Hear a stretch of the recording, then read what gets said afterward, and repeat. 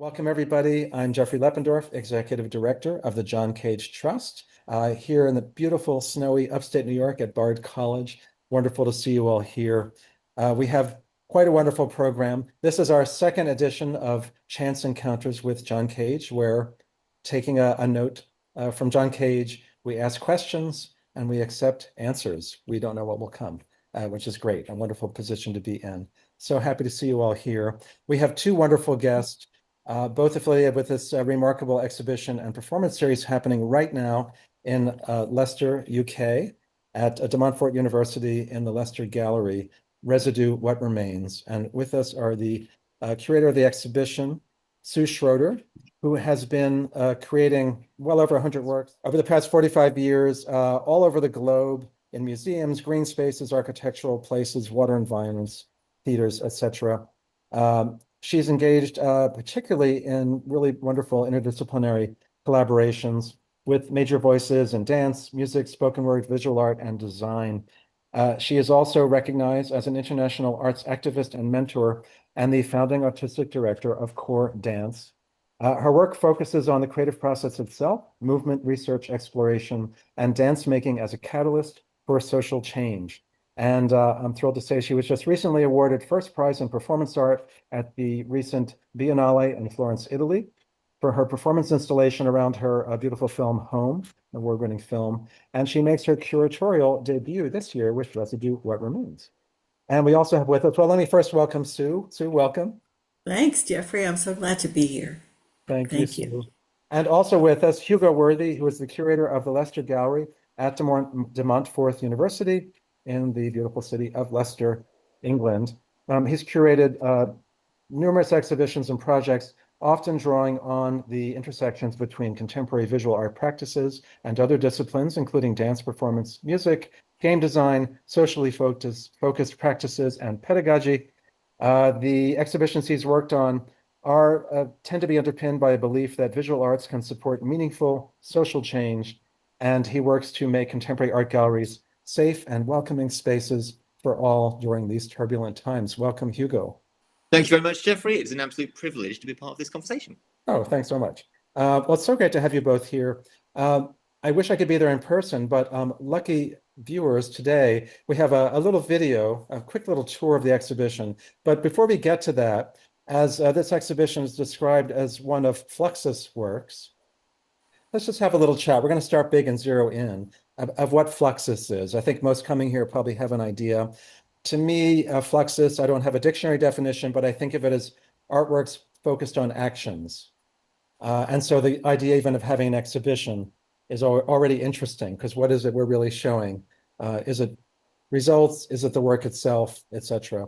And either one of you, just do you want to give us a definition of Fluxus, a handy definition? Yeah, I'm looking now at what I wrote for the wall text, and also I've gotten some corrections from some Fluxus elders since then. So it's interesting that really Fluxus is a network of artists.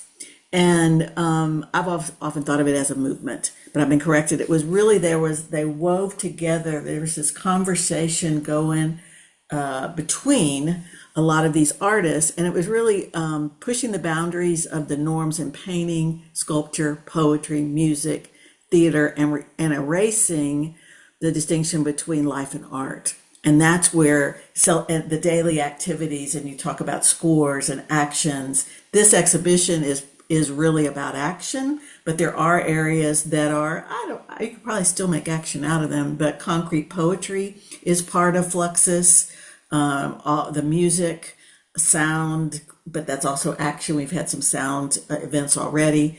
But for me, yes, action is definitely, and movement is part of this exhibition, but Fluxus really, it's not multimedia, it's intermedia. Intermedia. They've been saying, Eric Anderson's been with us all week, and he's been talking about intermedia. Don't call it anything else but intermedia. It's not multimedia, it's intermedia. That's what they all agreed it was called, and they all agreed that that was the only thing they had in common. And after that, they all wanted to be distinct and different. So there you have it. That's great. I have to say, I love, and someone's just put in the name Dick Higgins. I was just about to Yeah. invoke that name because Dick Higgins and Allison Knowles live just down the street from here. So Mhm. I feel like we have an aura of Fluxus around us. Just to say a word about John Cage and why we're doing this event. And we are going to see a video of a performance of a John Cage work that we might describe as a Fluxus work, but John Cage did not call himself a Fluxus artist. He was not a member of any Fluxus group in particular, but he was certainly friendly with all of them, and a number of them studied with him. Dick Higgins, of course, was a student, major Fluxus artist, and a student of John Cage. And there are a number of Cage works that we probably could call Fluxus works, and I don't think he'd be offended by that. I think he would be perfectly happy. There are works that describe actions one does to then result in things that happen or physical objects even, and we're going to see that in a moment. So I'm curious, Hugo, how did this come to be at the Leicester Gallery? Did you have an affiliation with Sue already? So it's an interesting and relatively short story, but a long time period. So Sue came to visit looking at producing a performance within the context of the university and perhaps the gallery in 2018, I think, certainly pre-COVID. And we talked. I have a standing kind of interest in performance as part of kind of programming. That's important to us within the context of the gallery. And we talked about the kind of the framing or the setting for the performance, for Sue's performance. And eventually we kind of moved away from, well, moved away from the performance immediately. We moved towards this idea of Sue producing or curating this context for her work to embed. And then as the conversations moved forwards, it became not a straightforward curatorial model, but very definitely a curatorial model in which Sue was working with our existing collection. So we have a really strong holding of Fluxus works within the university, but we also are active in terms of collecting contemporary performance, and that inflected some of Sue's work. So it was this ongoing conversation with Sue over, what was it, 8 years now.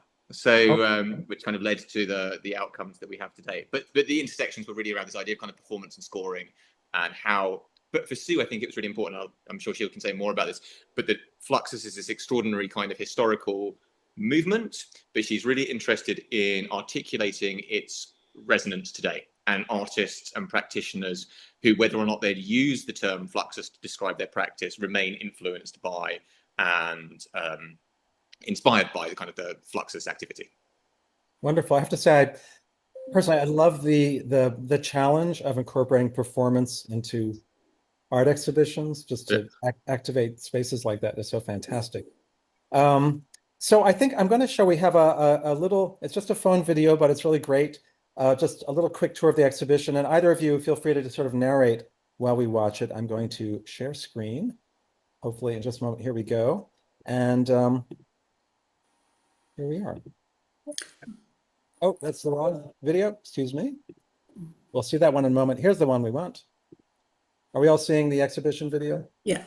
So Cool. that was the entry board. That's an Allison Knowles right there that you're kind of seeing. We'll go back there. That's a Dick Higgins straight ahead. This kind of the entryway when you walk in. So you're seeing the full kind of not 360, but almost. That's a Jack Massing. He made that piece at the exhibition. So walking forward, this is Philip Corner scores on the wall, and I'm getting ready to show you the cover of the portfolio, early Fluxus music, action music. And then he has four, these are all in the Zerberg collection. This is the Persimmon duet. This is Carrot Chew. Wanted you to see that. I took this earlier today quickly. And I loaded carrots at the bottom, and people during the opening or whatever are doing the score with a carrot. Yeah, friendly in B flat. And the fourth one being piano activities, which then we did live over the weekend. This is a full wall screen right now. It's Julian Blaine. It's a fabulous film. And we skip over to 3 photographs taken from, there she went, Tracy Kelly, from an NFT that she burnt. So she burned it, it went to residue. Allison Knowles here on your right, 3 Yoko Ono scores, hard to read, but they're there. And then we have a photograph, fabulous, of John Cage, with also next to the photograph of John Cage was a handprint of John that a collector let us put in the exhibition. This is John Cage's 33 and a third with 8 turntables, and you pick your vinyl and you make, it's been very popular. We've never Randomized. had a work as popular with students before as 33 and a third. It's gone down very well. Sorry, Steve. No, go for it. This is another couple of pieces from Jack Massing. And then we move along. Marina Stoughton. We have John Kalaki there on the screen. Ray Johnson's Tide that says nothing. Again, another Staunton, Burroughs. These are Allison Knowles. There are 4 were made at the university, prints and the scores that go with them. This is very quick, but you're getting a sense of it, kind of a labyrinth. So the score that goes with the print from the October Suite. These are 3 cellos of Charlotte Moorman, and she's got a Namjoon Pike video being displayed right there. Eric Anderson, Straight Ahead. The final on the right there is Alison Knoll. And then these 3 large Cons pieces. Trying to think. Fluxus Free Speech in the middle. Phil Niplock at the top. Ave Maria over and over and over. And then there's a text with music score words. This is from Sean Miller. And then we also have some work from Yoko and some scores. And we end with John Cage's Steps, the trough, and the paintbrush, which we just think are artwork of their own. So that was a quick blast through. Yeah. Wow, it's such an extensive exhibition. How did you get all these things? There was a group of there was a group from the university, the Zerberg collection, that I really wanted to land it with that at this early stage and kind of introduce Fluxus. But since the exhibition is going to be dynamic, it's going to be changing all the while, which is why I'm here still in the UK, and I will be here more or less for 4 months to keep changing it. I wanted, it's not in linear, so there's living artists in relation to existing Fluxus artists, so I'll keep kind of moving it. And then collectors, that anybody who said, hey, you should talk to, and I would talk to, and they'd say, oh, and then it'd be another conversation, and then the work would be heading this way. So it's been a beautiful thing to include artists that are both living and then find a relationship to the work in the Zerberg collection. I think it's a gem for this university to have the collection, and I don't know that they know they have this gem. I'm sure Hugo knows. So some definitely know within the university, but I think it's true. It's kind of like its international significance perhaps isn't super visible in the context of the university. So as an advocacy piece, Sue's extraordinary kind of like network that she's built around the development of the exhibition is really important to us. And so kind of key collectors or key collections like Foundation Veneto in Italy are now in dialogue with us in a way that they weren't before. So actually kind of like strategically, it's a really useful thing for us, as well as being a beautiful exhibition. Great, great, great. I want to talk a bit, maybe we'll zero in a bit on the performance aspect. And it was great to have at the end of this quick tour through this extensive show, the objects that are used as part of, I'll just hold this up, as part of steps, a composition for a painting. This score was actually kind of produced by Ray Kass, who had worked with John Cage at the Mountain Lake Workshop. Cage had been making prints at Crown Point Gallery in San Francisco, and Ray lured him to Appalachia to try his hand at painting. And one of the things they came up with was this work, which I think it's fair to call a Fluxus work, Steps. The score is not what one would picture when one pictures a score. I'll just open up one spread of the pages. There are extensive instructions of how to make that giant paintbrush, how to make the trough, what kind of ink might be used, best kind of paper. But then it's a little vague. So maybe talk about, and this is how we first met. You had written, we didn't know each other, saying, hey, I'm thinking of doing this piece. Can you talk to me about it? Right. So, and we were very fortunate to meet with Ray Kass, who's very much around, still bopping around, performing, and was very, very helpful and generous in speaking with us. about this, and maybe I'll just say, Sue, a little bit about just how I know the answer, but how you came across this piece and wanted to do it again, and then some of the things we found out about it. I'll bring some things up if you don't.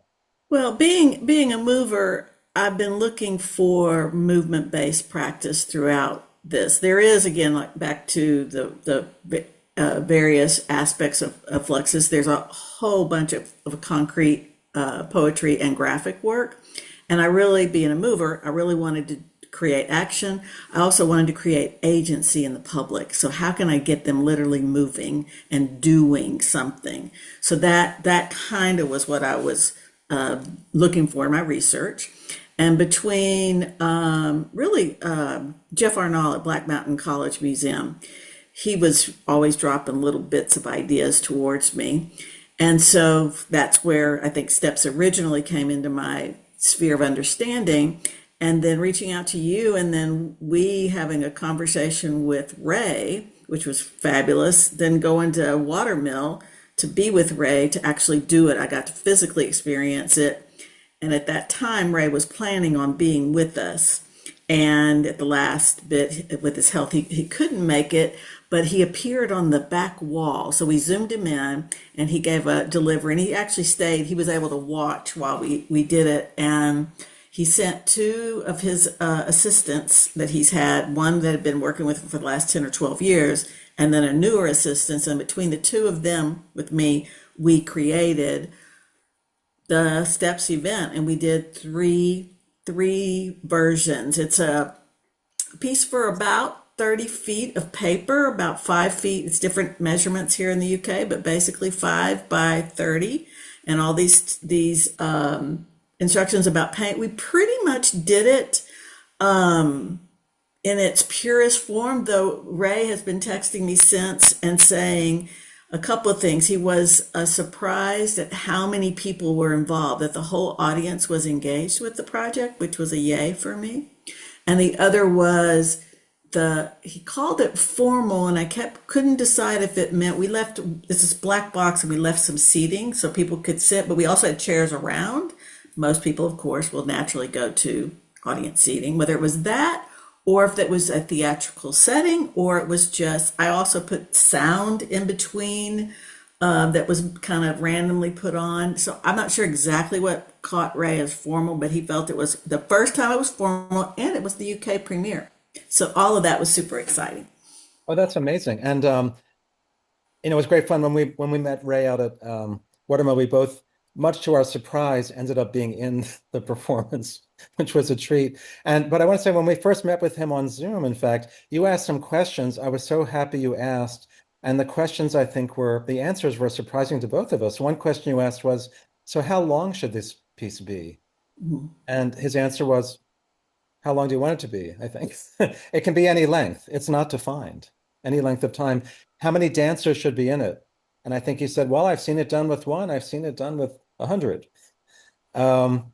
It's funny, in the score, it does give suggested measurements for the length of paper and the kind of paper and the width. And it also says, though, that performers may determine the length and width of the material placed on the floor. So it's all flexible. It really is suggestions for something that is very much the work steps, but there's so much flexibility. My favorite question you asked, though, was, well, he asked you, and I'll tell you what you said if you remember. He said, Sue, tell me, how do you plan to rehearse this piece? And you answered, you remember? You said, I Mhm. don't really plan to rehearse it. I hope that's okay. And he said, no, that's the right answer. Yeah. Yeah. In my head, when he asked the question, I was like, oh gosh, here we go. And then I said, no, Ray, I'm not planning. And it was great. Oh, yeah. Yeah. Super. So what's amazing about this work is that one performs it and then one is left with a painting. And it is called A Composition for a Painting, Steps, A Composition for a Painting. And the final instruction is that after you perform, you're to sign the work, title it and sign it, and then identify it as steps, as a performance of steps with a date, which is really, really wonderful.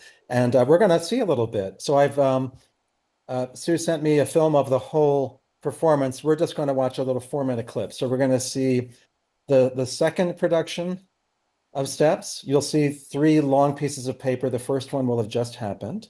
We'll see the second one, and then some slightly clipped bits of the third one. So you really get a sense of what it's like to be there. And you might here and there see people kind of wandering around, and those are not people being rude, as Sue just said. They're invited to move around during the work, which is really fun. So why don't we watch it? There's sound, and we'll just let it go, and then we'll talk about it afterward because it's such a curious and wonderful piece. Let me just get to it. Take a sec, and we don't have to go away.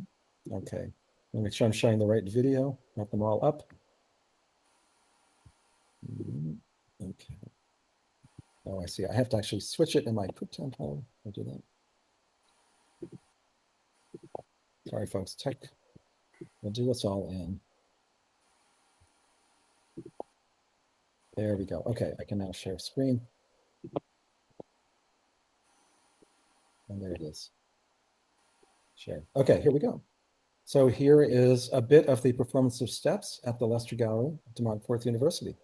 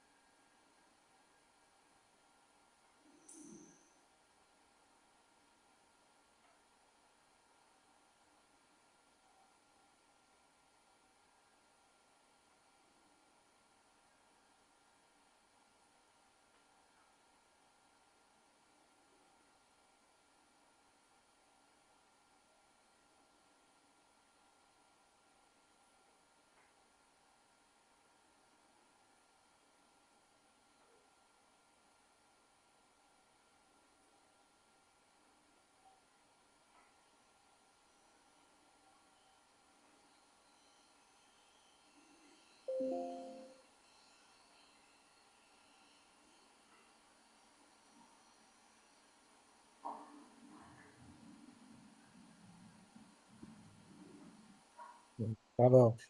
You end up with these exquisite paintings, and you just can't know what you're going to get when you initiate this. Maybe so just tell us a little bit for those watching who've never seen this before, maybe what was on the performer's feet and what the other objects were, kind of what the Yeah, elements. what I really like is a Cage quote, and I wish I could remember what it really was, but I'll ad lib for it, which is that this is really a Zen painting, and it's really marking sort of your pathway through life and time.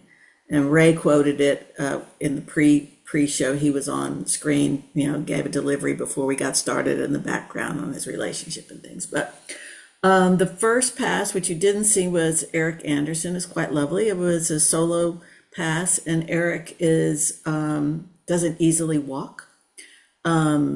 So I think he's 82, and he had come with a cane. So we socked his cane so he could dip it in the ink. The black is ink, and he wanted to be barefoot. So he stepped into the paint, the ink, with bare feet, and then we assisted him as he went, and then also assisted with the paintbrush that followed him. So it was a very, very touching version of care. I would say it was just very, very caregiving in that one.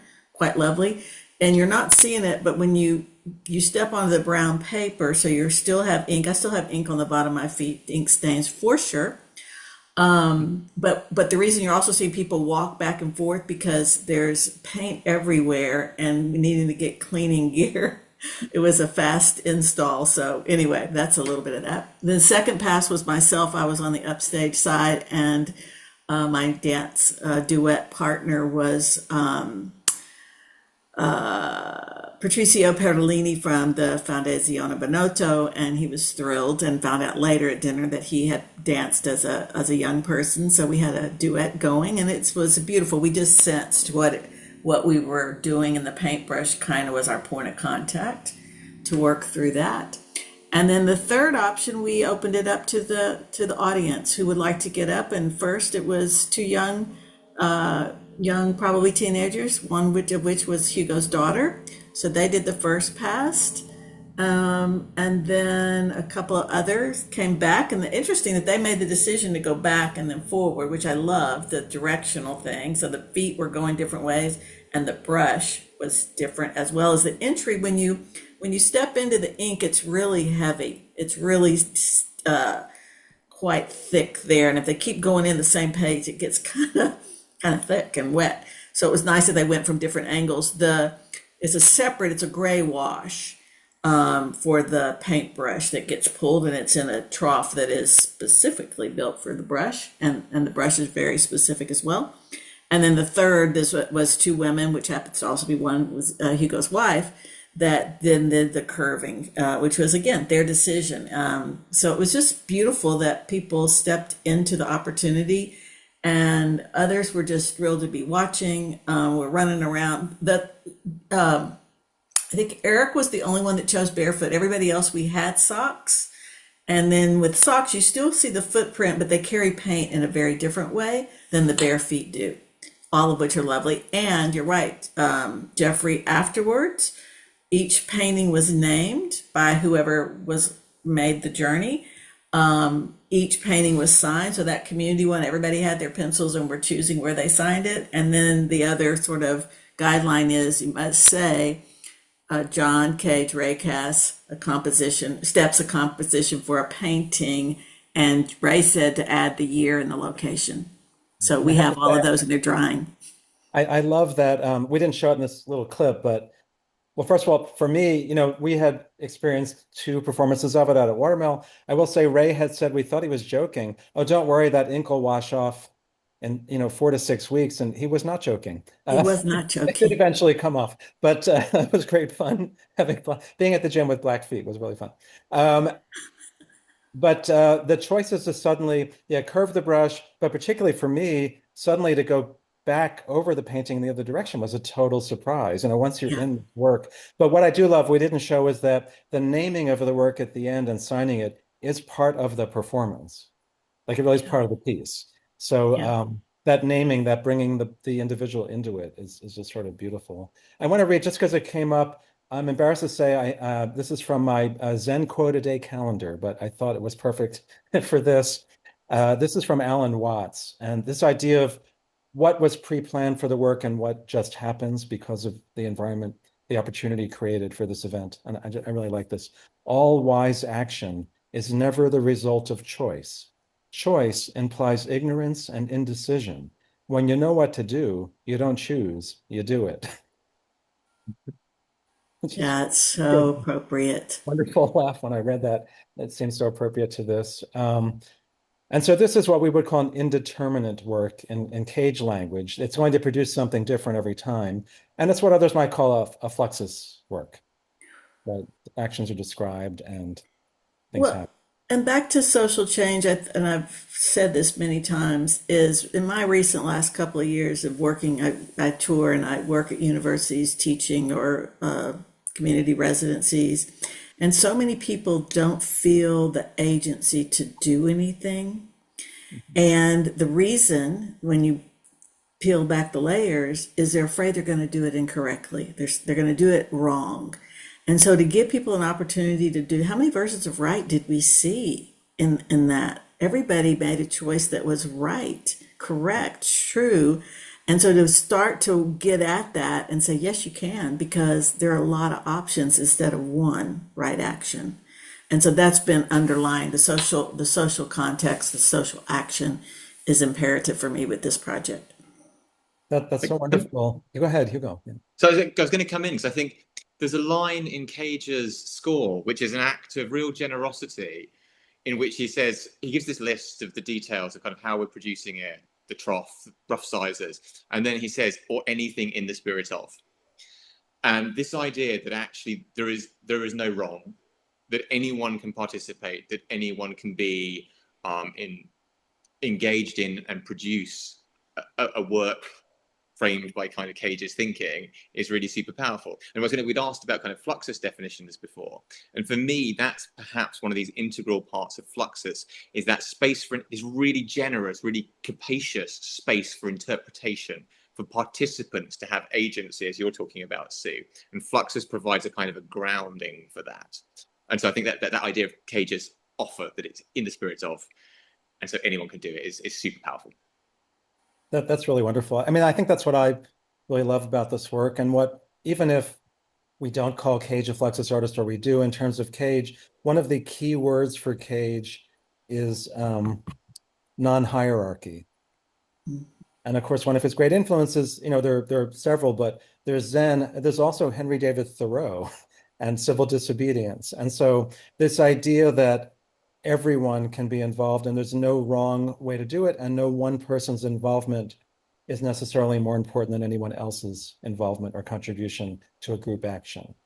That it is about a group creating something is really kind of wonderful.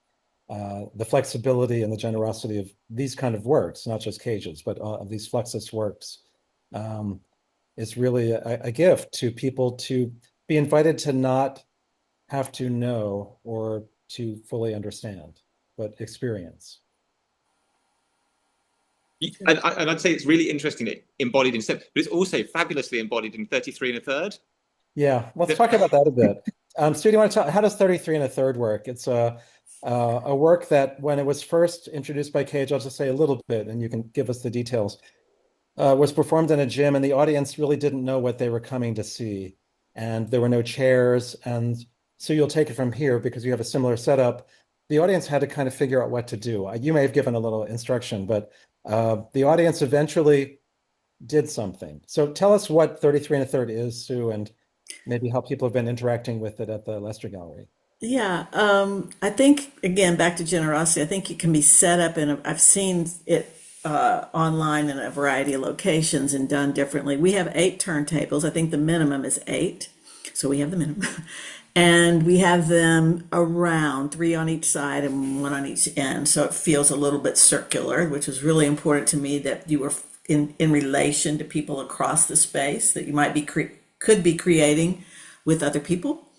And then we have, I think, 4 or 5 boxes of very random. They were bought random boxes of vinyl, 33 and a third size vinyl records, and it's been kind of funny what's in the boxes. You have opera and you have old ballet music and you have symphonic music and you have Broadway and you have pop, and so it gets chosen. People choose, or they get excited, or they see a title they hadn't. Anyway, it's just been funny to watch the selection, and then people start putting them on and putting the needle on the wherever, not necessarily at the beginning, and then it becomes this cacophony. Sometimes it's just interesting how it makes a whole sound, and the actual pleasure and just like giddy joy that people are having at the discovery and through the whole process. We also put stools all around because we wanted it to be a place you felt comfortable to hang out a while. And as a note to the exhibition, I've made all of the videos on the screens. We have a video from John Kalaki, his Flux video. We have Julian Blaine, and I don't know it in French, but it's The Shoot and the Elephant, I think. And we have Charlotte Moorman and Nam June Paik film, but I've left all the audio on. So you have these touches of sound that are coming from different areas in the space. Ben Patterson is also sleeping on a video, but he doesn't snore, so there's no sound from him. But then you have all of the cacophony, perhaps, or this occasional sounding of vinyl records playing at another end. It's just a really beautiful touch. Well, that's such a fantastic way to shape a space so that the space Mm. is always changing. Yeah, Museums are often so afraid of sound. I have to say, a personal pet peeve is when there is sound in an exhibition and you have to put on yeah, headphones. Right? not interested. Sue was very clear that headphones weren't going to be part of the exhibition from the outset. It That, was quite an that, interesting take. So we definitely do use headphones sometimes because they are convenient. well, there's But times yes, where I would it's agree with you. unfair to have the sound of one thing bleed into something else. But Yeah, in this case, it absolutely needs to be a communal yeah, event. I think it's fair to say. And um, to have only one person experience something when everyone can, and yeah. whatever you do is shaping someone else's experience in a wonderful way is so Fluxus and Cage and wonderful. The other thing that's been interesting, and this is my shout out to Hugo, is he was very clear that I didn't really need to learn how to be a curator. Like, don't worry about that. Just don't worry about that. So I would have never known that museums were afraid of sound and music or any of that. I just did what I did based on what I wanted to do. But there's a Right. fundamental thing with museums, which is that they're scared of works bleeding into each other, that all works sustain their own kind of little universe and integrity.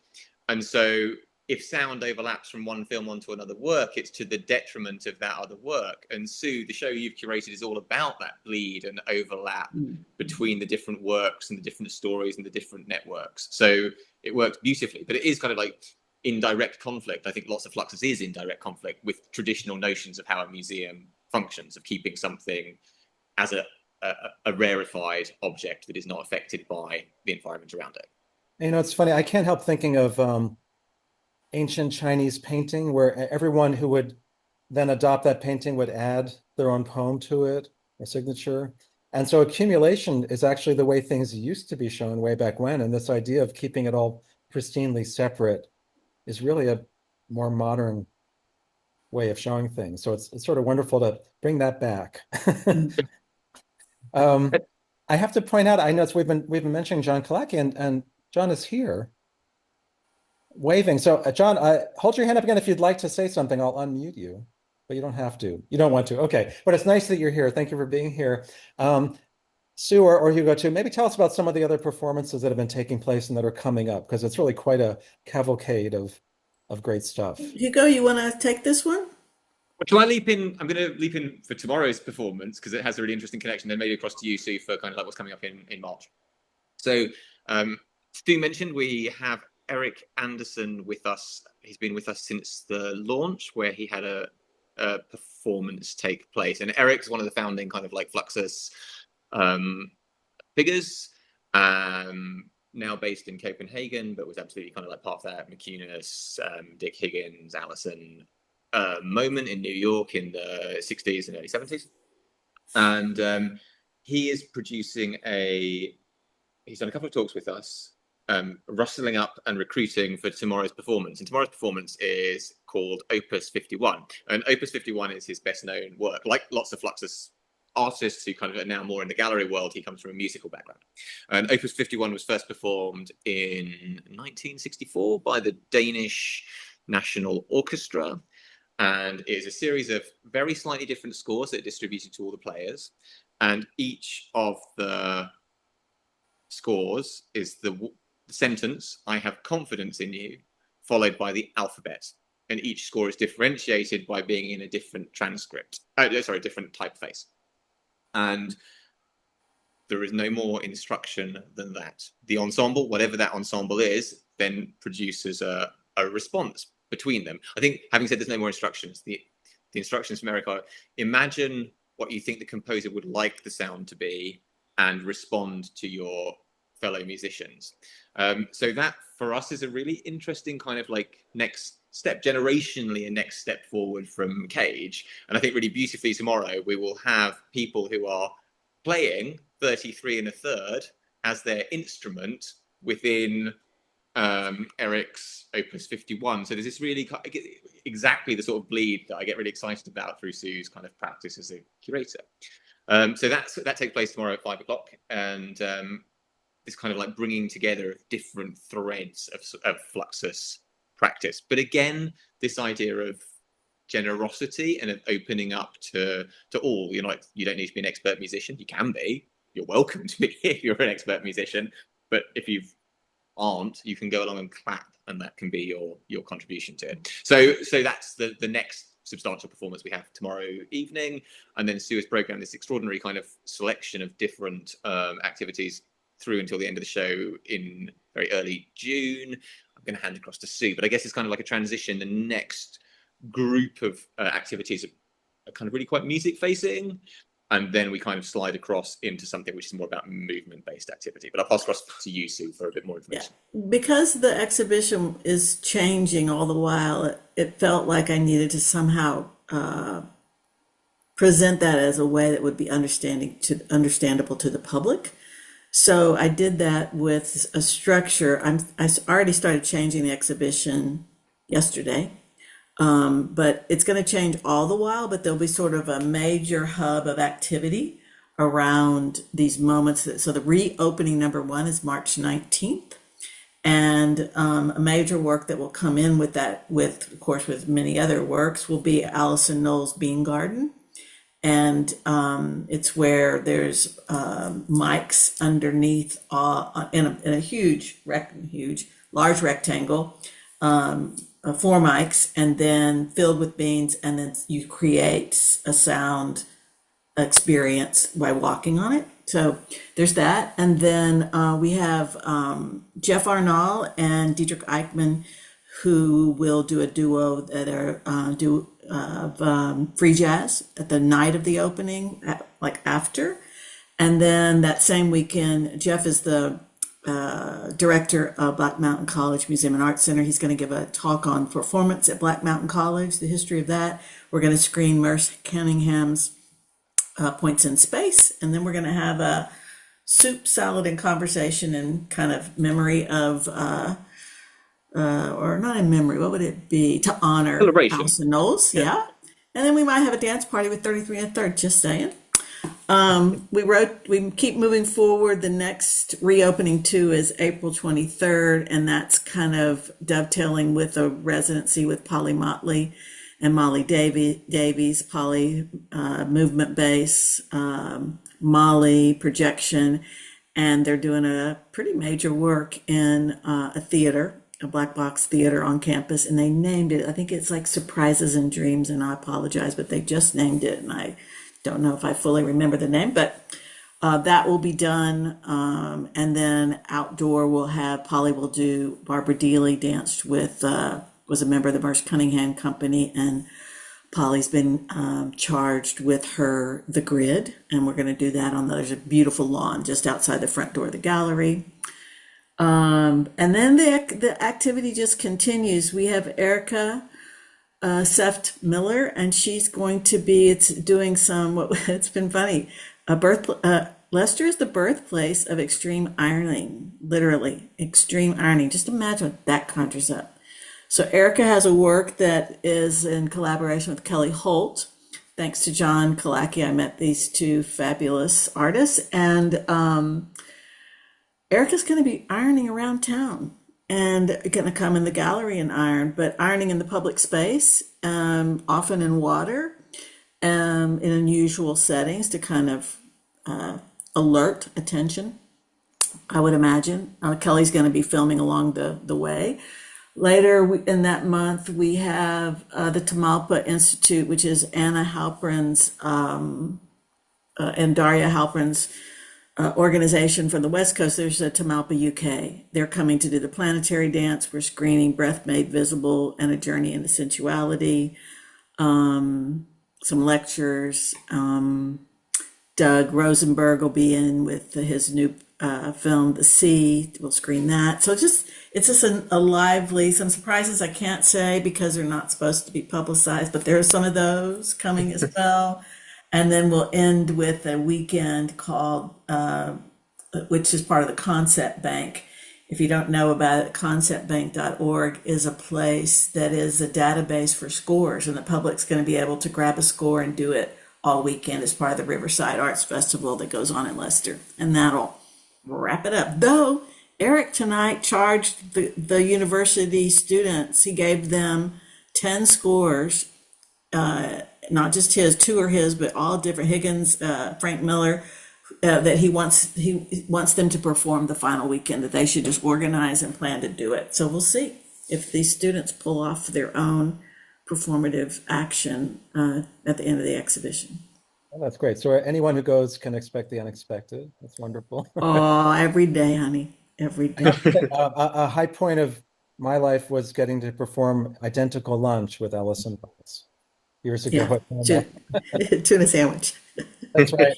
And a glass of buttermilk or a cup of soup. Yeah.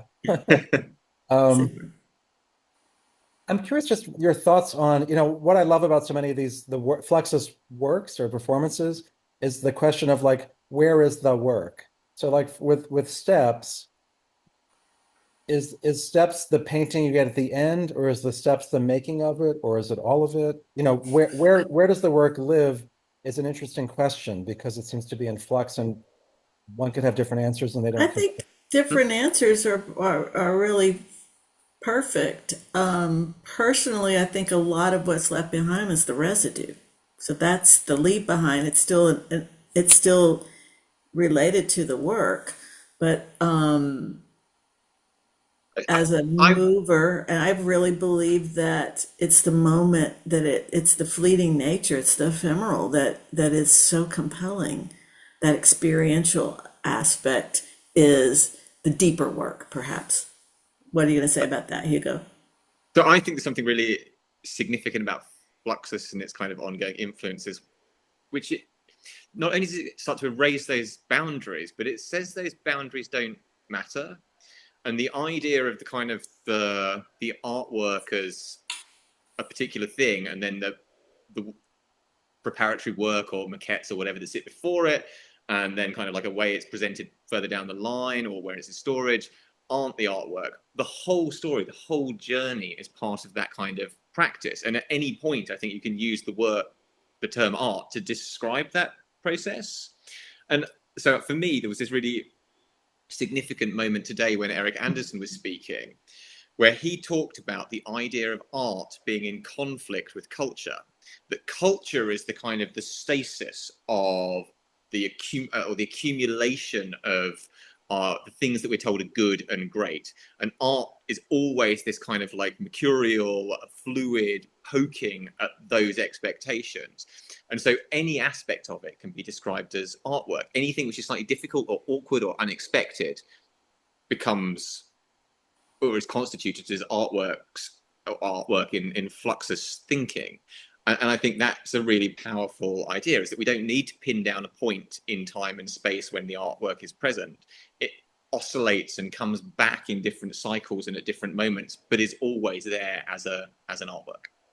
No, I love He that. also Go ahead, Sue. he also said he used the word art is alive and culture Yeah, is not. Hmm. yeah, yeah. It seems, just based on what you're saying, that I love that even, I mean, you have Fluxus scores on display. And so then there are artworks, but there are also scores, and they may be performed. But to even read a line of text from a Fluxus score is to have the work going. Just to read it. You don't even have to do it because you're doing it in your head. So the Fluxus actions, can be happening even on that level. Mm-hmm. It's on the level of Oh, thought, just so great. And Sue, now, so you also you worked with Halprin. yeah. Maybe just tell us a little bit about that. Well, she's a strong-willed human being. She knows what she knows, and she definitely shares it. And what I appreciate about her when I speak about like her work or working with her work is she was very clear about her scores, but she would kind of give you the label, and I don't remember which direction it went, 1 to 10. This is a free score might be 10, and one score was precise. Middle five of the score would be, you can kind of work between. But if she was doing the precise and you did anything that was not in the score, we'd start over. It was very clear. Like she was very clear to know the parameters with which you're working. There is still a discipline to it. And what was interesting, I think Jeffrey, you spoke about it a minute ago, or maybe your quote did, is it's a discipline not to plan. When That's you're improvising or you're doing a score is not to know. You have to be disciplined not to let the ego into the equation that you are doing something that you think might look good or should be done or might be expected or whatever all of that head chatter is, but to land and be clear and attuned to whatever it is, the other person, the context, the situations, but to be super present. And Anna was very clear about being very present and also to use your eyes to be able to see. You had to see and notice. She was very clear. See what you see it. Don't just pretend to be seeing. Mm. And I think that idea of presence is really at the heart of all of this kind of work. It is Yeah. about fully experiencing anything, not even one of these works, but it is really a trainings or offerings to be able to more fully live in a state of experiencing in the now, Yeah. to lean on a Zen. I mean, Cage decided early on to not make choices, but he would also say, just because I use chance doesn't mean I don't make choices, which is to Mhm. say, he's very carefully planning, asking questions, but he's accepting the answers. He's not projecting the answers, he's accepting the answers. And so there's tremendous discipline in so much of this work and planning, but then exactly what may happen is beautifully unknown until it happens. And Mhm. hopefully you experience it purely, fully in that moment. Right. It's so fantastic to have lucky people in Leicester and have this exhibit and all of these many performances with it, which allows folks who can be there to really to be invited to not know what's going on, to try it, to just experience it, to be confused, to love it, to not love it. It's all good. It's also a great time. What I've been most humbled by was the interest of people to be involved. Artists, collectors, the crew at the gallery, through the install, the person who holds the collection, everybody. It's about an energy that I feel like we need right now. We need to come into this place of being refreshed by a new way of thinking or being in the world. And I think it's drawing that kind of energy. Everybody wants to just tell me how can I be part of this? I really want to be part of this. What is it you need and that kind of thing. And it's just been great to watch it happen building up to this. But now that I guess we're live in the gallery, to see the public do the same thing. A group of kids came through yesterday. We were having a meeting in the gallery and this whole uniform group, I don't know, maybe 20 kids, and they were just thrilled to be in there. Like it was welcoming and it was playful and curious. Curious is also something that people remain curious to this Yeah. life. Like it's a kind of art movement of what if, Yeah, I mean, if nothing else. I yeah, love that kids could be there and don't feel like they're not supposed to be, or, they don't understand it, that they can just go and have a good time. They haven't been taught to not like it yeah, yet. And I think Fluxus is super effective at making that offer to people who aren't necessarily arts users. The idea of carrot chew is entirely comprehensible to anyone, right? Like you don't need to be expert. It's just quite a funny, nice, sweet gesture. And there's stuff which probably you do need a bit more expertise around. But we've got the kind of Burroughs shot piece. Again, people respond to it really immediately. It's super visceral. So so I think there's something really lovely about the way kind of like student groups, but the broader public respond and engage with the work. And that's not just about, I mean, it is about Fluxus. It's about the way Fluxus works and about these kind of post-Fluxus artists, but it's also about the way Sue's curated it. It's the way Sue's approached it from the outset is to make it an inviting space. And it's worked beautifully. We have people coming in, they will spend time. For us, we're quite interested in this like dwell time, so how long people spend in the space, and that kind of chairs around 33 and a third turns it into something people come in for an hour and a half. We're not a huge gallery, so that's really exciting for us. But yeah, the response has been wonderful, and that idea of presence as well that you were talking about, Jeffrey, is really there. People come in and they lose themselves in it for a while, and the what ifs are so necessary at the moment across the world, and it gives a space for that to be asked. What if? And also in an environment that's fun, Yeah.